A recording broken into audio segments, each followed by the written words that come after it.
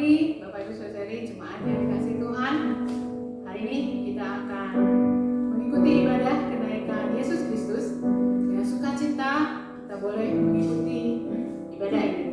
Mari kita mempersiapkan hati di dalam saat teduh.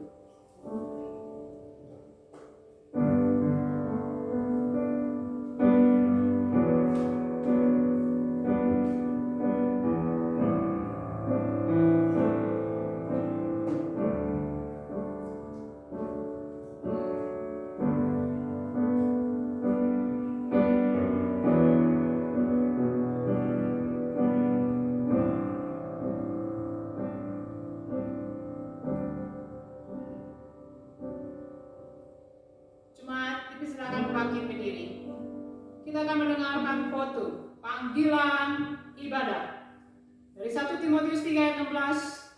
Dan sesungguhnya agunglah rahasia ibadah kita, Dia yang telah menyatakan dirinya dalam rupa manusia, dibenarkan dalam roh, yang menampakkan dirinya kepada malaikat-malaikat, diberitakan di antara bangsa-bangsa yang tidak mengenal Allah, yang dipercayai di dalam dunia, diangkat dalam kemuliaan. Mari kita akan naikkan pujian Dia diagungkan.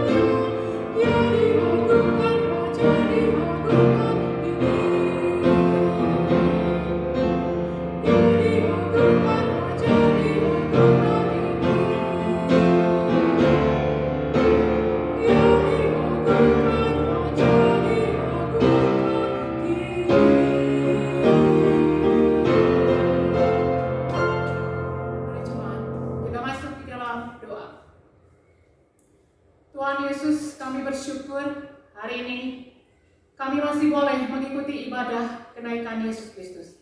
Terima kasih ya Tuhan untuk karya yang sudah Tuhan genapi di dalam dunia ini. Maka kami boleh selamat dan kami boleh bebas dari belenggu dosa. Kami bersyukur Tuhan pagi hari ini kami diingatkan juga atas suatu kejadian yang sungguh luar biasa. Bahwa Kristus Yesus setelah bangkit naik ke surga, menunaikan tugas untuk menyediakan tempat bagi kita. Dan kami bersuka cita untuk berita Injil ini ya Bapak. Dan kami percaya bahwa Tuhan tidak tinggalkan kita. Tuhan tidak naik ke surga dan meninggalkan anak-anaknya di dunia ini. Tetapi kami percaya Roh-Mu membimbing kami dan menyertai kami selama-lamanya. Terima kasih ya Bapak, biarlah ibadah ini menjadi suatu ibadah yang bersuka cita, menjadi semangat bagi kami untuk melayani Tuhan lebih lagi. Terima kasih Bapak. Dalam nama-Mu Yesus Kristus kami berdoa. Amin. Jemaat, mari kita akan menaikkan pujian. Tak kulupakan Engkau, Kristus yang naik ke surga, tidak melupakan kita. Dia akan kembali lagi nanti menjemput umatnya yang setia.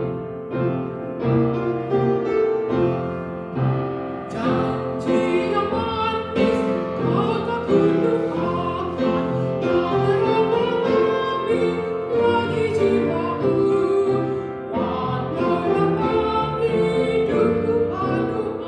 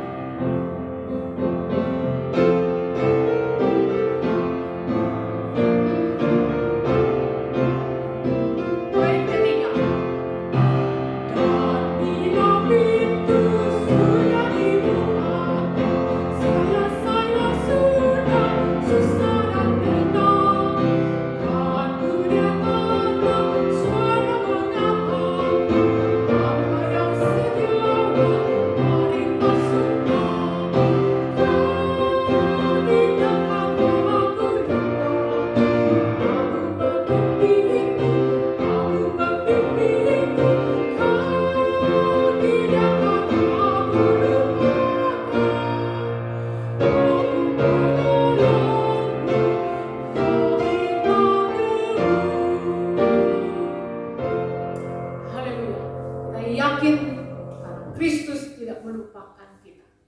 Kristus bersama kita sampai hari ini, bersama Roh Kudus Tuhan memimpin kita. Mari jemaat, kita akan membaca suatu bagian Alkitab. Kita buka kitab kita dari Kisah Para Rasul 1 ayat 1 sampai 11. Mari kita membaca pasal ini bertanggapan. Kisah Para Rasul 1 ayat 1 sampai 11. Roh Kudus dijanjikan. Hai Theophilus, dalam bukuku yang pertama, aku menulis tentang segala sesuatu yang dikerjakan, diajarkan Yesus. Mulai pada hari ia terangkat, sebelum itu ia telah memberi perintahnya oleh Roh Kudus kepada rasul-rasul yang dipilih. Kepada mereka yang menunjukkan dirinya setelah penderitaannya selesai, dan dengan banyak tanda ia membuktikan bahwa ia hidup. Sebab selama 40 hari ia berulang-ulang menampakkan diri dan berbicara kepada mereka tentang kerajaan Allah. Pada suatu hari ketika ia makan bersama-sama dengan mereka, ia melarang mereka meninggalkan Yerusalem dan menyuruh mereka tinggal di situ menantikan janji Bapa yang demikian katanya telah kamu dengar daripada. Sebab Yohanes membaptis dengan air, tetapi tidak lama lagi kamu akan dibaptis dengan Roh Kudus. Maka bertanyalah mereka yang berkumpul di situ, Tuhan, maukah Engkau pada masa ini memulihkan kerajaan Israel? Jawabnya, engkau tidak perlu mengetahui masa dan waktu yang ditetapkan Bapa sendiri menurut kuasanya. Tapi kamu akan menerima kuasa kalau Roh Kudus turun ke atas kamu, dan kamu akan menjadi saksiku di Yerusalem dan di seluruh Yudea dan di Samaria dan sampai ke ujung bumi. Sesudah ia mengatakan demikian, terangkatlah ia disaksikan oleh mereka, dan awan menutupnya dari pandangan mereka. Ketika mereka sedang menatap ke langit, waktu ia naik itu, tiba-tiba berdirilah 2 orang yang berpakaian putih di dekat mereka. Kita baca ayat 11 bersama. Dan berkata kepada mereka, hai orang-orang Galilea, mengapakah kamu berdiri melihat ke langit? Yesus ini yang terangkat ke sorga meninggalkan kamu akan datang kembali dengan cara yang sama seperti kamu melihat dia naik ke sorga. Haleluya. Yesus berjanji akan datang kembali seperti cara dia naik ke sorga. Demikian pembacaan. Mari kita akan naikkan sebuah pujian, persiapkan hati kita juga untuk mendengarkan firman-Nya. Sebuah pujian, ku tahu Alkitab sungguh benar. Ya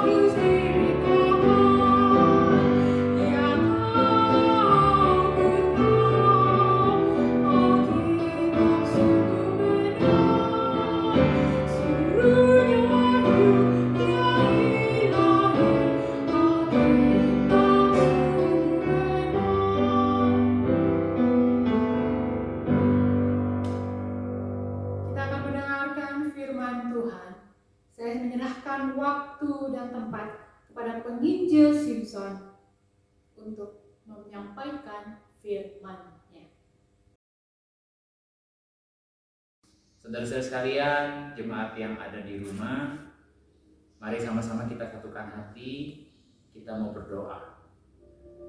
Bapa di dalam surga, bersyukur buat karya keselamatan yang sudah Kau kerjakan, yang inisiatifnya adalah dari Engkau, di mana Kau yang aktif mengerjakan segalanya di dalam kami saat ini sampai dengan saat ini.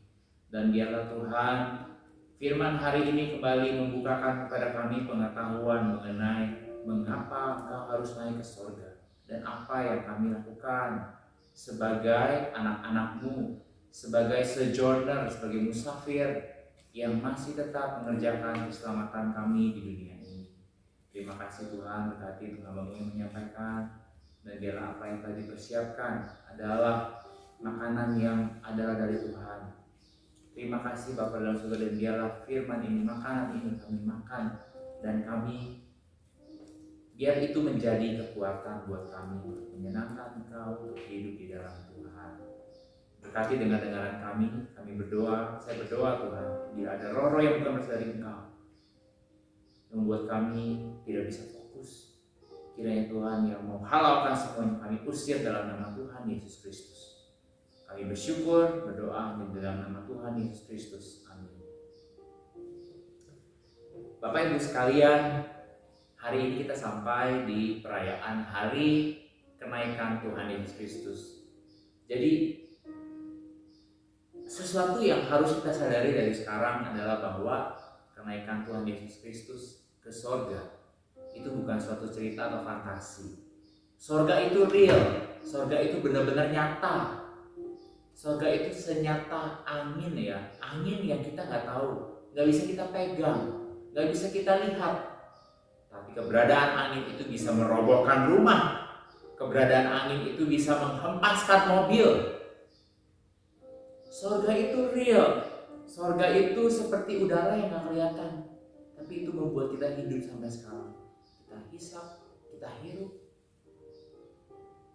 Sorga itu benar-benar real. Dan hari ini kita merayakan kenaikan Kristus. Memang kenaikan Kristus ke sorga ini kalau dibandingkan dengan hari-hari raya Kristen yang lain, seperti ada Natal, ada Paskah, sepertinya kalah hawa gitu kenaikan Kristus. Tapi sebenarnya tanpa kenaikan Kristus ini, karya keselamatan tidak komplit, dan ini adalah sebenarnya puncak dari karya keselamatan itu ketika Kristus di dunia dan dia naik ke surga. Kita akan belajar hari ini kenapa Yesus harus naik ke surga. Kenapa ya? Saya ingin mengajak kita membahas mengenai 3 hal. Mengapa Kristus harus naik ke surga? 3 hal yang sangat penting. Saya harap kalau kita tidak menangkapnya dalam kebaktian ini, dalam khotbah ini, Anda bisa putar lagi nanti. Karena di YouTube ini bebas, ini benefitnya. Selama pandemi ini masih ada, khotbah ini akan direkam lewat YouTube. Yang mungkin kalau dalam kondisi biasa nggak bisa. Jadi kita bisa dengar lagi, catat, kerjakan, ingat. Karena dengan pemikiran manusia yang bisa menyerap kita 20-30%, saya rasa kita semua harus kembali mengulang dan mencatat. Yang pertama, kenapa Yesus harus naik ke surga? Apa alasan Yesus naik ke surga? Yang pertama, Yesus naik ke surga itu untuk kita. Saya ingin ajak kita buka dari Yohanes 14 ayat 1 sampai ke 4. Yohanes 14 ayat 1 sampai 4.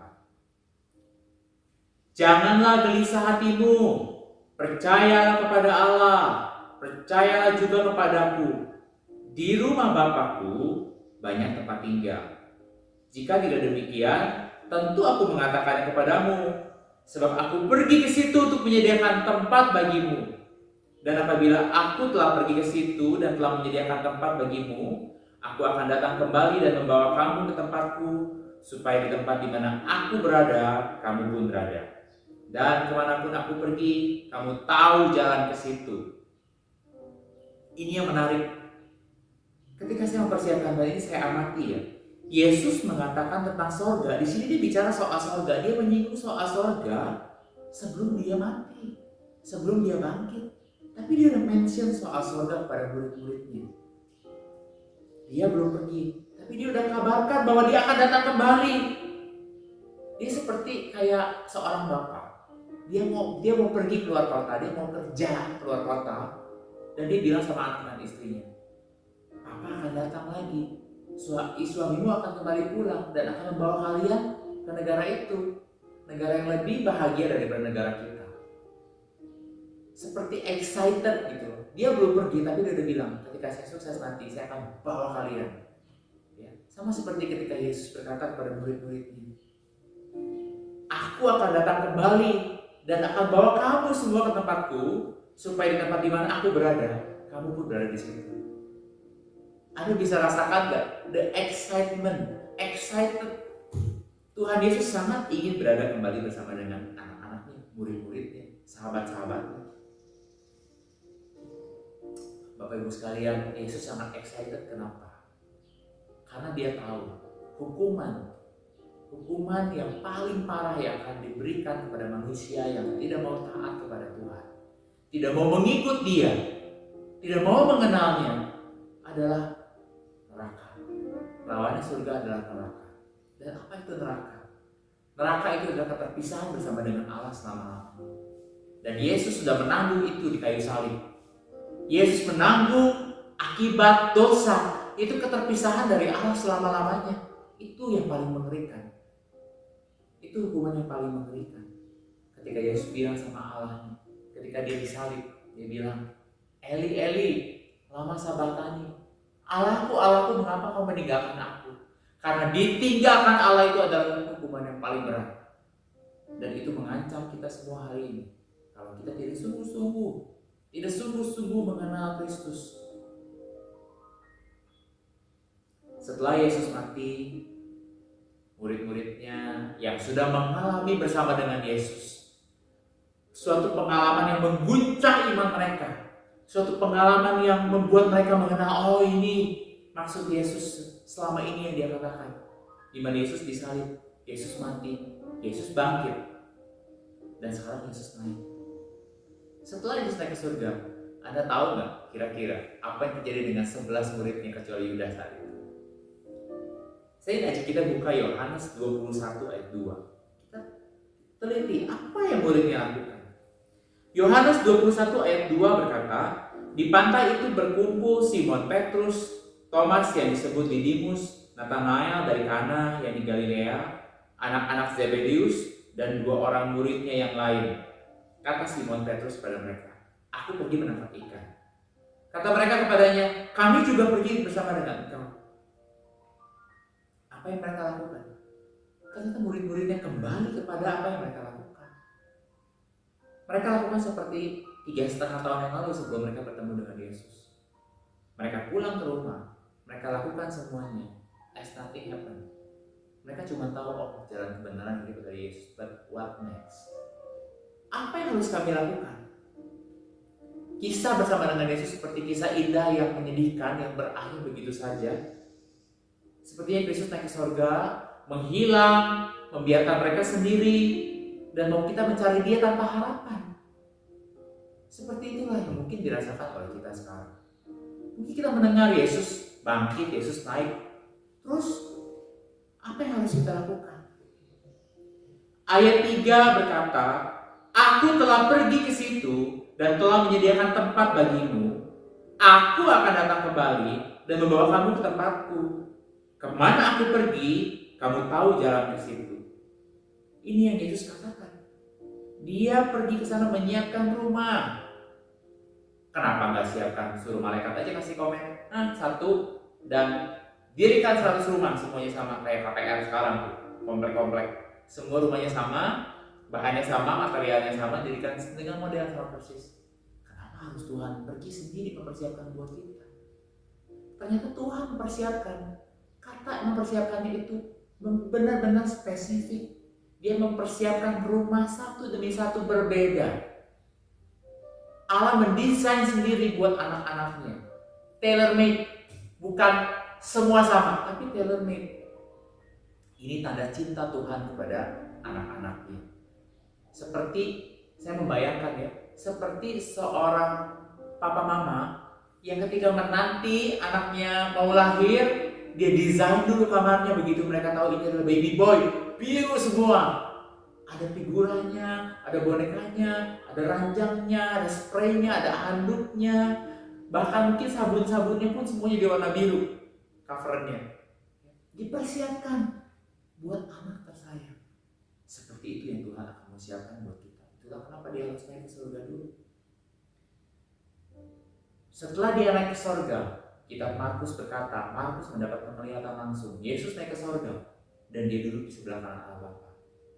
Apa yang dia lakukan di sana? Yesus tidak nganggur di sana. Kristus tidak nganggur di sana. Apa yang dia lakukan di sana? Dia berdoa syafaat untuk kita. Dan dia mengerjakan satu misi lagi yang dia belum selesaikan sampai sekarang, yaitu menyempurnakan journey hidup kita. Menyempurnakan journey hidup kita. Journey untuk apa? Journey untuk mengenal dia. Ini kata yang penting, mengenal dia. Ya. Mengenal dia. Mengenal untuk apa? Yang pertama, saya dapatkan dua hal. Yang pertama adalah mengenal. Mengenal apa yang dia mau. Mengenal dia dengan menyelidiki hati kita sendiri. Apakah kita sungguh-sungguh percaya sama dia? Apakah percaya itu ditandai dengan pertobatan dari dosa-dosa kita? Mengakui sungguh-sungguh dosa kita di hadapan Tuhan. Inilah diperdamaikan dengan Allah. Nanti saya akan singgung satu hari khotbah mengenai diperdamaikan dengan Allah. Karena kalau tidak diperdamaikan dengan Allah, artinya dia masih hidup bermusuhan dengan Allah. Dia adalah seteru Allah. Hal yang kedua, setelah dia diampuni diperdamaikan, dia hidup dalam pengampunan Allah. Dia mengejar keserupaan dengan Kristus. Dengan cara bagaimana? Dengan cara hidup menjadi seorang murid. Dimuridkan. Matetes kata Asti. Yesus datang untuk memperdamaikan kita dengan dia. Saya ingin ajak kita lihat Roma 5 ayat 8 sampai ke 11. Roma 5 ayat 8 sampai 11. Tetapi Allah menunjukkan kasih-Nya yang besar kepada kita dengan mengutus Kristus supaya mati untuk kita pada waktu kita hidup dalam dosa. Semua ini dilakukannya untuk kita dengan darah-Nya ketika kita masih dalam dosa. Karena itu betapa banyak lagi yang akan dilakukannya untuk kita sesudah kita dinyatakan tidak bersalah. Sekarang Ia akan menyelamatkan kita dari segala murka Allah yang akan datang. Selagi kita masih menjadi musuh-musuhnya, kita dikembalikan kepada Allah oleh kematian anaknya. Betapa besar berkat-berkat yang disediakannya bagi kita sekarang sesudah kita menjadi sahabatnya dan Ia hidup di dalam kita. Sekarang kita bersuka cita dalam hubungan kita yang baru dengan Allah, semata-mata karena apa yang dilakukan Tuhan Yesus bagi kita. Ia telah menyerahkan nyawanya bagi dosa kita dan dengan demikian menjadikan kita sahabat Allah. Terus disempurnakan dalam hubungan kita dengan Dia, dalam pengenalan kita akan Dia. Ingat, orang yang telah diperdamaikan dengan Allah, orang yang sudah ada di dalam journey untuk masuk ke dalam kerajaan Allah, orang yang sekarang dia hidupnya memusatkan pikirannya kepada kerajaan Allah, mengumpulkan harta di dalam kerajaan Allah, dia tidak akan takut mati.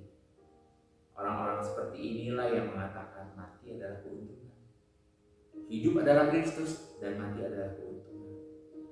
Kita tahu lagu ini. Sebab dia hidup, ada hari esok.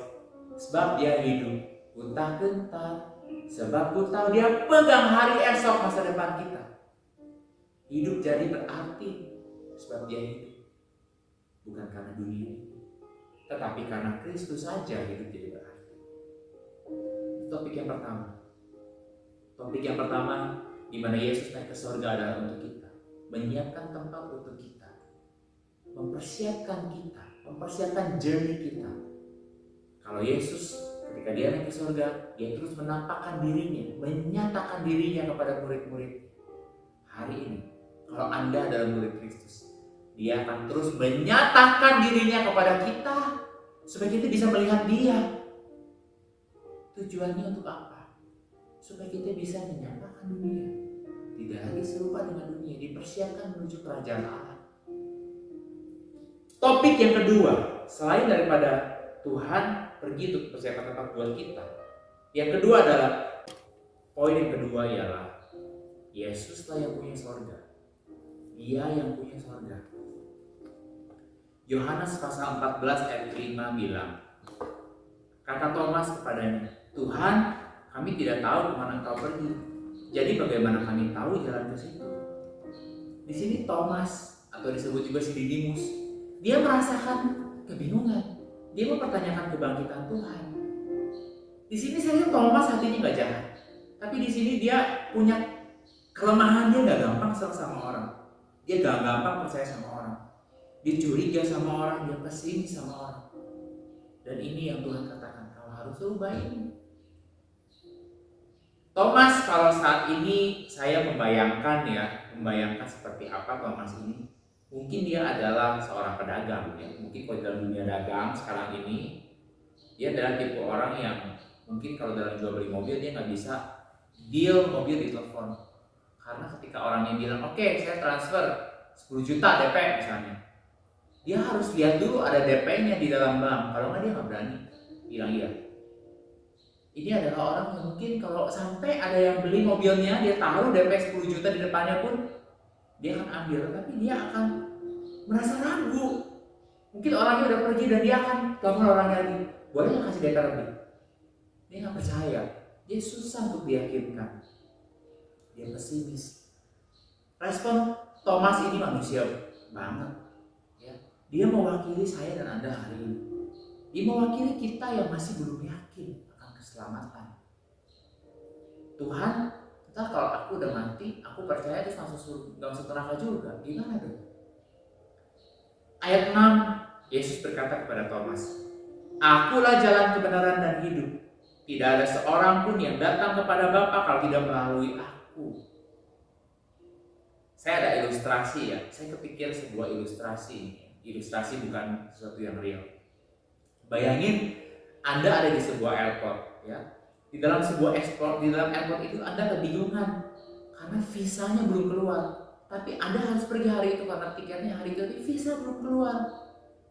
Anda sedang bingung. Tiba-tiba terlintas di dalam penglihatan Anda bahwa ada seorang anak muda ya, anak muda yang kelihatan dia terhormat. Dia bukan orang sembarangan. Dan dia orang pintar. Dia pakai dasi, tapi dasi udah dilonggarin, ya mungkin jasnya udah dibuka. Dia sedang berbicara dengan beberapa orang temannya, cukup banyak. Dan ternyata itu bukan temannya, itu adalah ajudan dia. Dan akhirnya dalam kebingungan Anda, dia melihatnya dan dia mengajak Anda berbincang, kenapa? Kemudian Anda bicara, saya dari Bandung nih, saya mau pergi ke negara anu, tapi visa saya belum keluar, saya pusing sekali. Kemudian si orang muda itu berkata, Anda gak usah khawatir, Anda pergi aja, bilang sama yang ngurus di counter nanti Anda kenal sama saya, Anda akan bisa pergi. Nanti kalau saya ditanya visanya mana gimana? Oh Anda gak usah khawatir. Gini deh, saya kasih nomor telepon saya sama kamu kasih nomor telepon kamu sama saya, nanti kalau ada masalah di dalam, kamu bilang saya. Ini nomor telepon saya, kamu kasih ke mereka. Mereka pasti tahu kalau kamu kenal sama saya. Hah?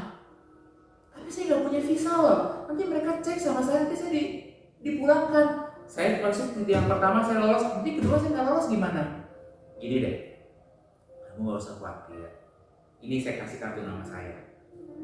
Kamu bawa kartu nama saya. Kamu bilang sama counter imigrasi, kasih kamu boleh lewat. Tapi mungkin Anda bingung, siapa lu ya? Sampai bisa kartu nama lu aja tanpa visa saya bisa berangkat. Anggaplah dia itu ternyata adalah seorang pangeran di kerajaan negara anu itu. Anggaplah dia seorang mungkin presiden atau sultan di negara itu ya, kalau negara itu kesultanan. Tapi dia punya akses. Namanya dia itu sangat berkuasa. Itulah yang Yesus katakan, Akulah jalan kebenaran dan hidup. Aku. Gak usah singkirkan dulu lah jalan kebenaran dan hidup. Aku adalah aku. Ego ini. Aku adalah aku. Kalau kau bersama dengan aku, tidak ada yang bisa menghalangi engkau untuk masuk ke dalam kerajaan Allah. Mungkin si Thomas yang masih ragu itu bingung, dia butuh sesuatu yang real. Mungkin orang itu bingung, tanpa visa saya bisa sampai ke sana. Mungkin dia akan selfie sama orang itu, pasti boleh masuk. Itu yang kita harus punya sekarang. Selfie-nya Kristus ada di dalam kita, di mana Kristus menganggap kita bukan lagi seteru, tapi dia menganggap kita adalah sahabat, bahkan anak. Di sini di ayat 7 Yesus mengatakan, sekiranya kamu mengenal aku, pasti kamu juga mengenal Bapakku. Sekarang ini kamu mengenal dia dan kamu telah melihat dia. Selfie-nya Tuhan ada dalam kamu loh. Kemudian ayat 8 Filipus bilang, Tuhan, tunjukkanlah Bapa itu kepada kami, itu sudah cukup bagi kami.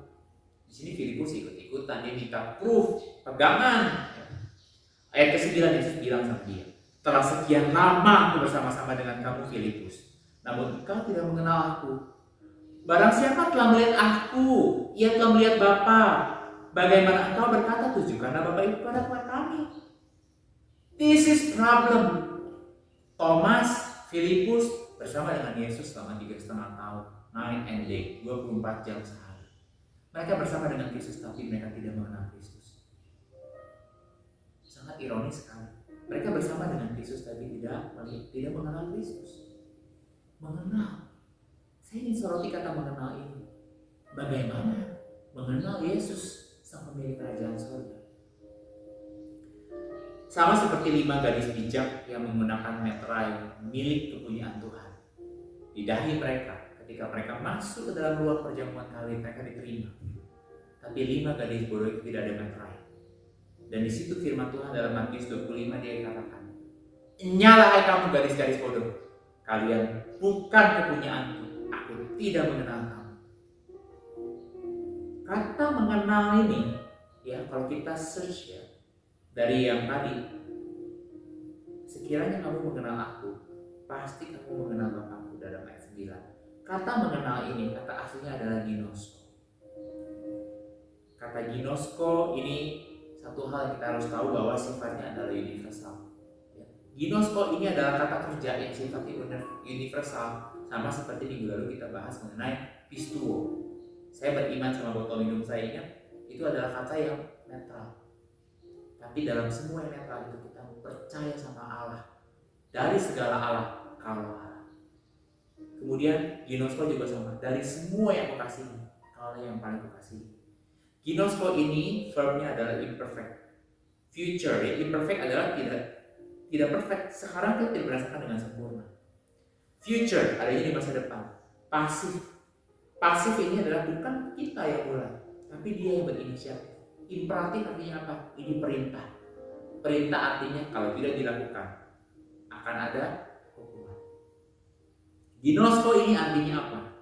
Ginosko artinya mempelajari untuk mengetahui mengenai sesuatu, memperoleh pengetahuan dari pengamatan dan pengalaman, menjadi mengerti, memahami mengenai sesuatu atau seseorang. Ginosko ini saya ulangi lagi adalah pasti. Ginosko bisa terjadi hanya kalau dia berbelas kasihan sama kita. Hanya kalau dia mau memperkenalkan dirinya kepada kita.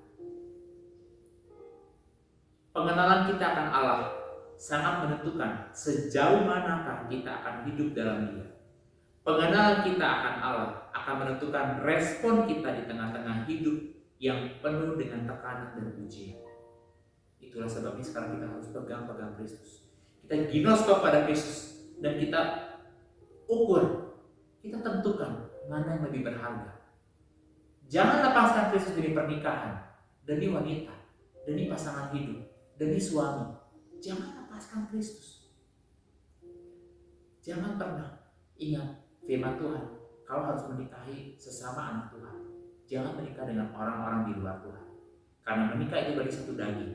Kalau Anda menikahi orang di luar Tuhan, berarti Anda tidak ikut perintah Tuhan.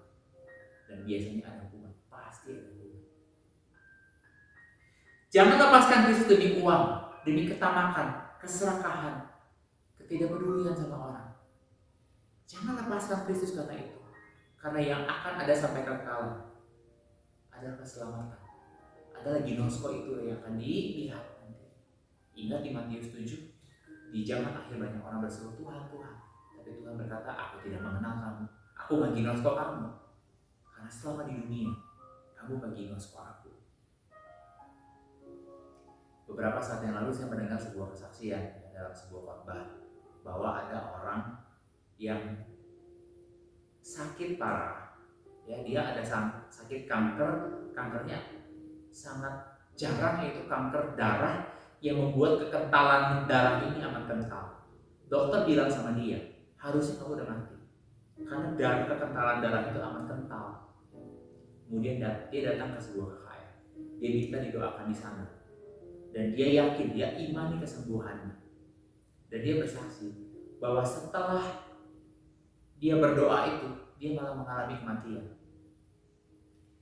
Dan dia menceritakan bahwa kematian yang dia alami itu pertamanya begini. Jadi pertama-tama pendengaran dia hilang, makin lama makin redup, makin hilang. Dan lama-lama orang-orang yang di sekeliling dia makin lama makin kabur, makin buram, dan dia nggak bisa lihat lagi, semuanya gelap. Kemudian dia seperti dibawa ke sebuah tempat yang warnanya abu-abu, dia bilang warnanya abu-abu.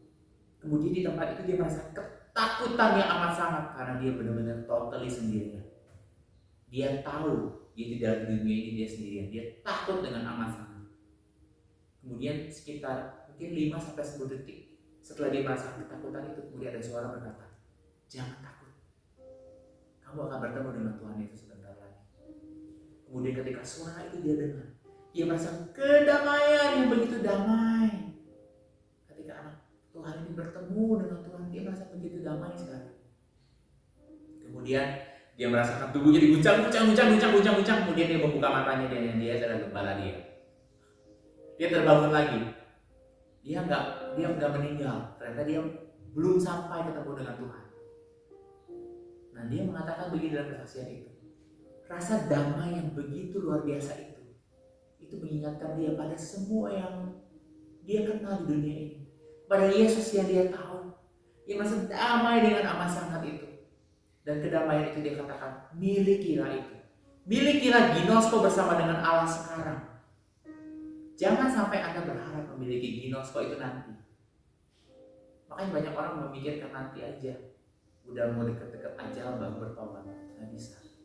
Karena ternyata bertobat yang adalah jalan menuju surga itu adalah ginosko. Sebuah hubungan, sebuah pengenalan, sebuah pengalaman. Itulah ginosko. Itulah mengapa Yesus berkata, salibkan diri, ikut salib dari sekarang.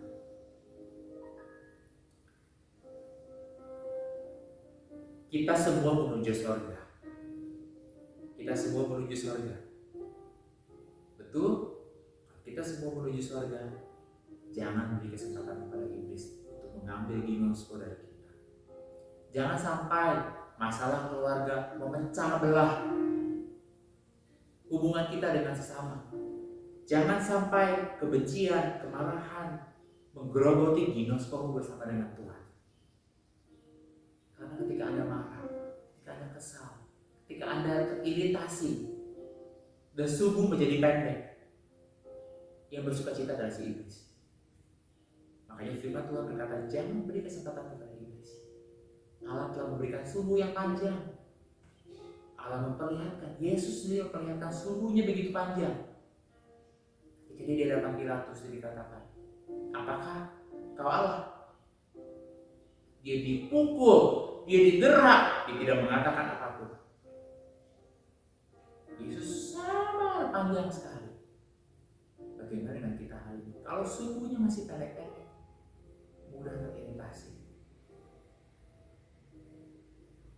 Jangan berikan kesempatan kepada iblis. Ingat, negeri Sion tujuanku, sorgalah rumahku. Hal yang ketiga, Yesus memerintah dari sorga melalui kita. Yesus memerintah dari sorga melalui kita.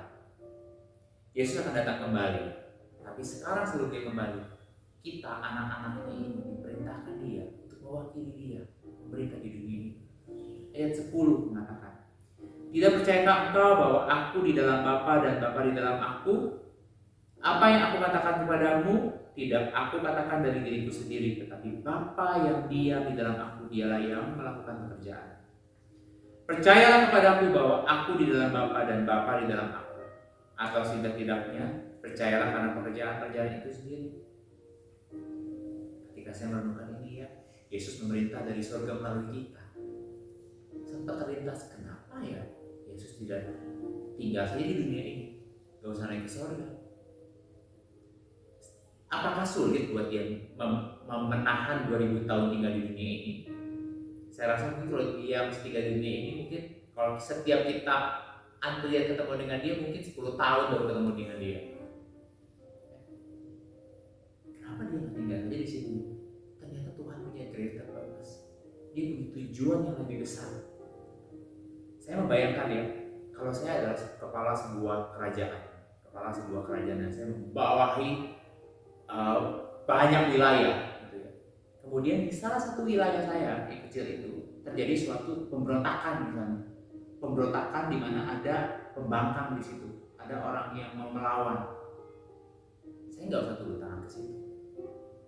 Saya cuma tinggal pilih beberapa orang yang saya bisa percaya, yang dia pun percaya sama saya, yang saya tahu dia juga mencintai saya. Saya akan tempatkan mereka di sana. Dan saya akan percayakan mereka untuk mengatasi masalah-masalah itu. Dan saya nggak usah turun tangan sendiri. Mereka yang saya taruh di sana itu, saya akan cukupkan kebutuhannya. Saya akan berikan privilege, perlindungan sehingga mereka tidak bisa diserang oleh penjahat-penjahat di dalam daerah-daerah mereka. Itulah terjadi dengan Allah. Allah mempercayakan kepada kita dan memberikan perlindungan spesial dan reward pada akhirnya. Dia mau memakai kita.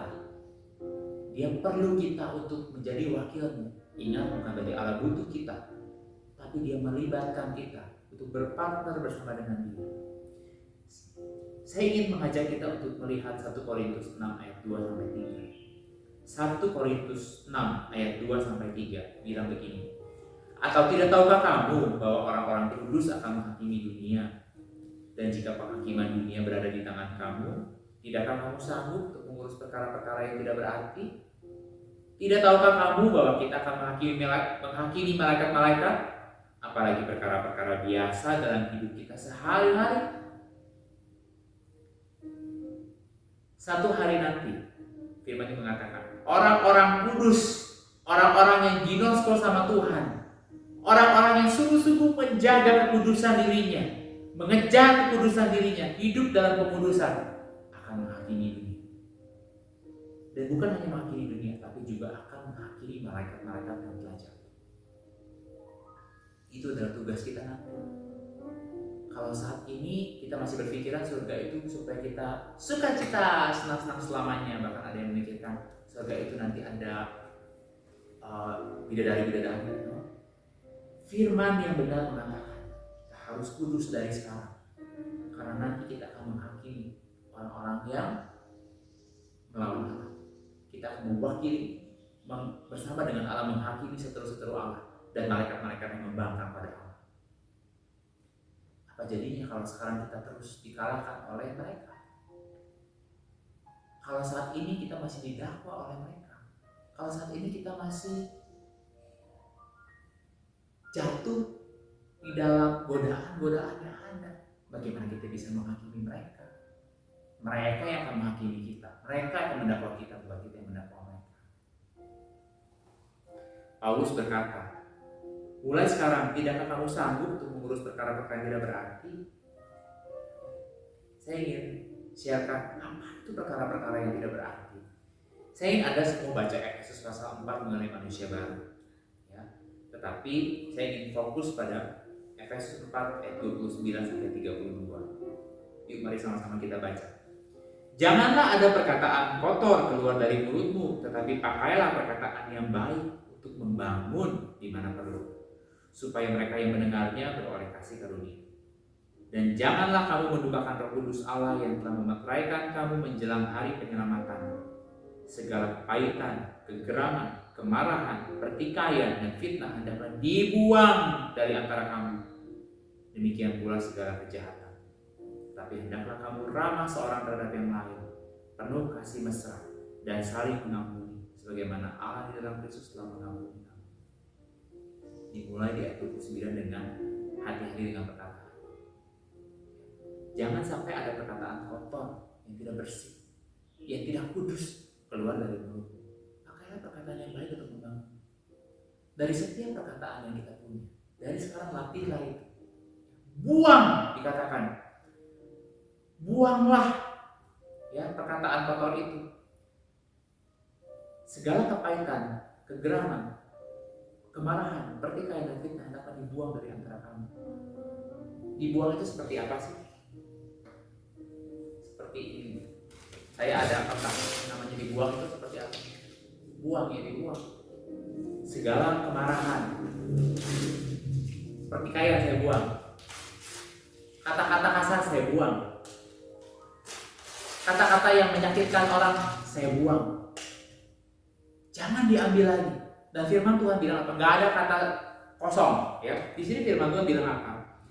Segala kepahitan, kegeraman, kemarahan, pertikaian dan fitnah dapat dibuang dari dalam kamu. Tapi hendaklah kamu ramah, ya, seorang terhadap yang lain, penuh kasih mesra, saling mengampuni, sebagaimana Allah dalam Kristus telah mengampuni kamu. Ganti, diganti, bukan dibuang, kata diganti. Ya. Segala perkataan sia-sia akan diminta pertanggungjawaban di hadapan Allah.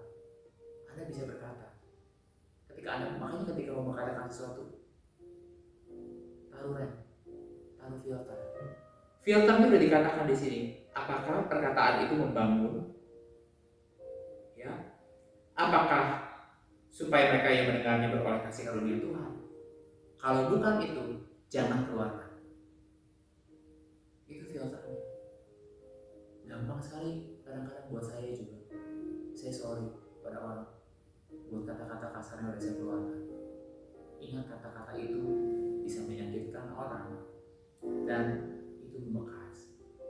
Di firman Tuhan berkata, kanker. Kata kanker itu ada karena perkataan. Karena perkataan yang menjadi kanker merajalela. Perkataan yang tidak memiliki filter. Perkataan dari orang-orang yang tidak ginosko kepada Allah.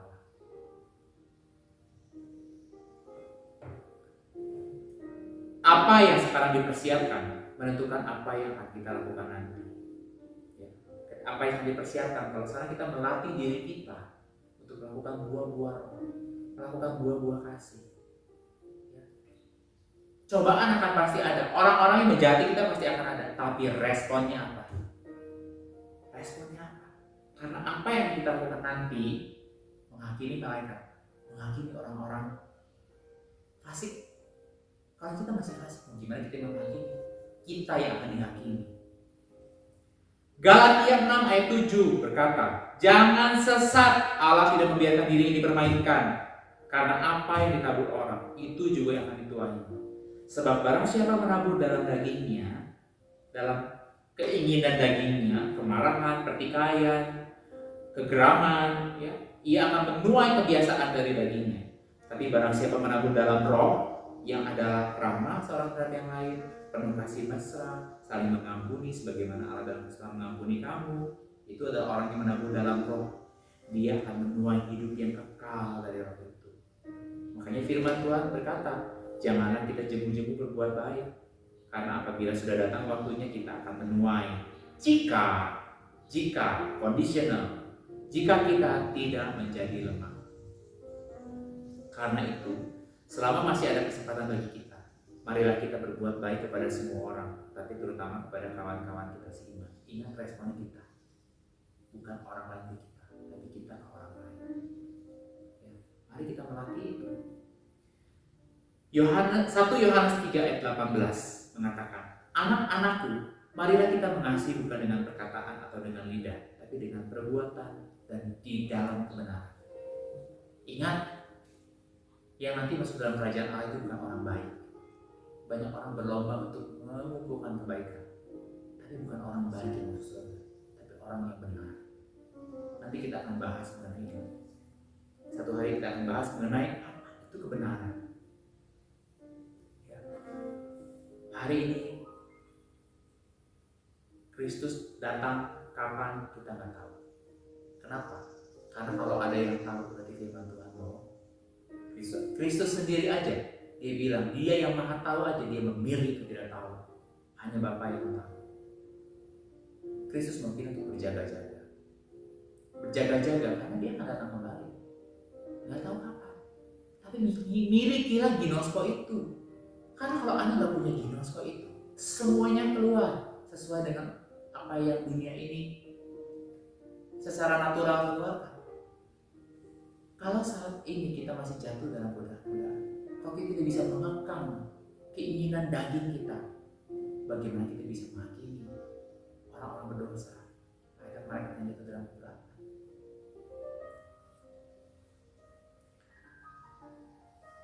Ini adalah sebuah panggilan. Mau jadi musuh kerajaan surga atau menjadi sahabat Allah. Mau jadi gadis yang bodoh dengan pelita yang padam, atau mau jadi gadis yang bijaksana dengan pelita yang siap menantikan kedatangan Tuhan. Mau jadi kambing yang menanduk atau jadi domba yang menuruti suara Tuhan. Biarlah perayaan kenaikan Tuhan ini mengingatkan pada status kita sebagai anak Allah yang sedang menunggu. Mari kita sama-sama menunggu kedatangan Tuhan dengan hati yang siap, dengan pelita yang masih menyala. Mari kita berdoa. Bapa di dalam surga, terima kasih buat firman hari ini.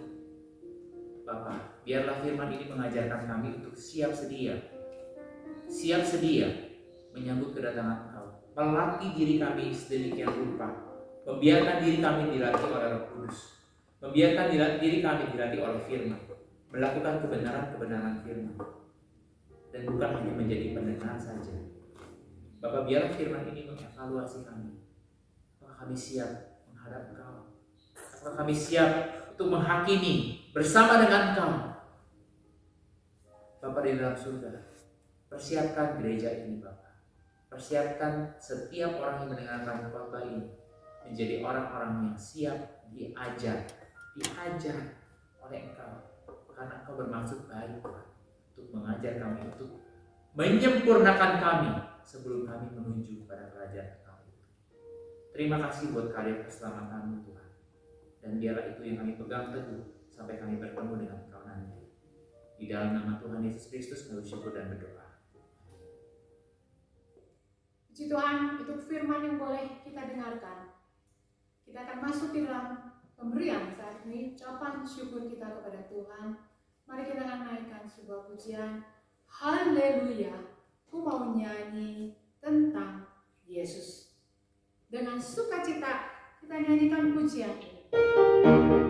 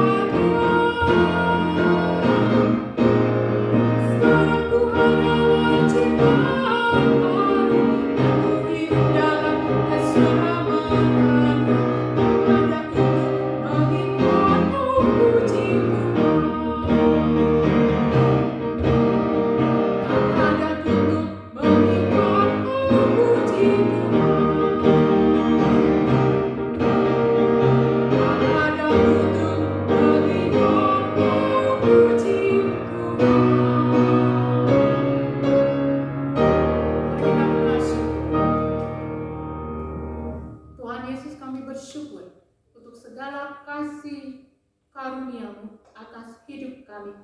Kami bersyukur untuk segala karya Tuhan yang sudah tergenapi di dalam hidup kami. Oleh sebab itu ya Bapa, kami membawa persembahan ini dengan segala kerelaan hati kami. Dan dengan kesadaran kami tahu bahwa segala berkat datang daripada Tuhan. Biarlah ya Bapa, persembahan ini Tuhan kuduskan, sucikan, boleh menjadi berkat di dalam pelayanan di dalam gereja Injili Keluarga Kristus. Terima kasih ya Tuhan. Di dalam nama Tuhan Yesus Kristus kami berdoa. Amin. Jemaat, hari ini kita merayakan kenaikan Yesus Kristus dan hari ini juga hari libur. Jemaat pasti berada di dalam suasana yang lebih rileks karena hari ini adalah hari libur. Oleh sebab itu biarlah kita dengan sukacita merayakannya di dalam kehidupan kita. Karena kita bukan orang Kristen yang ditinggalkan, tapi kita orang Kristen yang penuh kasih Tuhan, yang dijaganya dan di dalam pemeliharaan setiap saat. Karena roh Tuhan ada menyertai kita. Saudari, dan minggu ini kita tetap mengikuti ibadah di dalam masih di rumah saja. Biarlah kita boleh dengan kerinduan yang tidak berubah tetap mengikuti ibadah dengan setia dalam jam ibadah dan dengan sikap yang hormat. Demikian pengumuman. Saudari, mari kita akan menaikkan doksologi untuk mengakhiri ibadah pagi hari ini.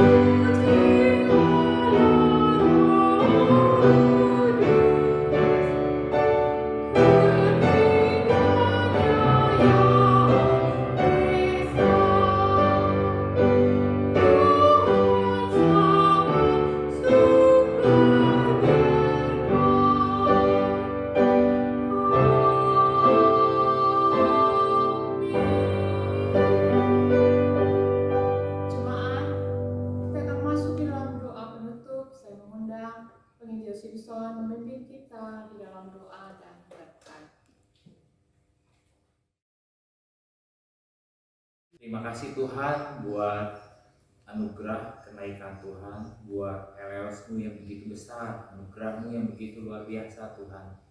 Kau boleh berbelas kasihan atas kami semua, dan dialah Tuhan yang mau memberkati apa yang sudah kami dengarkan, dan dialah apa yang sudah kami dengarkan membuat kami lapar dan haus untuk mengetahui lebih jauh mengenai apa itu keselamatan, mengenai apa itu iman, dan mengapa Kau mati dan naik ke surga, yaitu untuk mempersiapkan kami Tuhan, mengundang kami masuk di dalam anugerah ini Tuhan.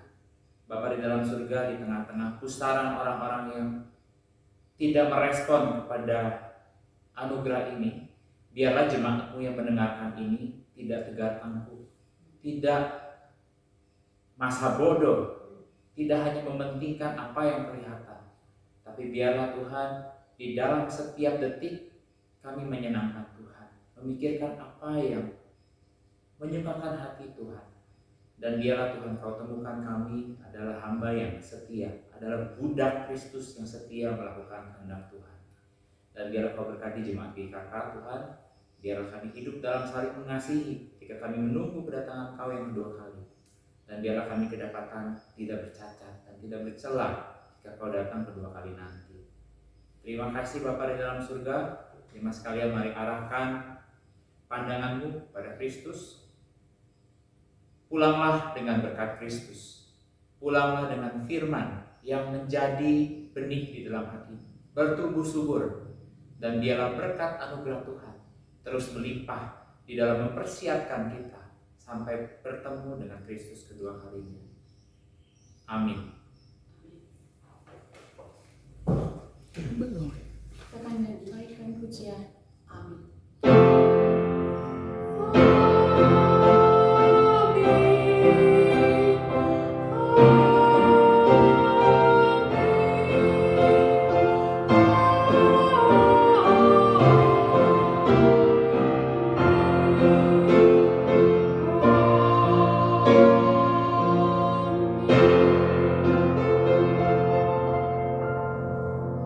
Jemaat kembali duduk, mengambil saat teduh kebaktian selesai. Tuhan memberkati.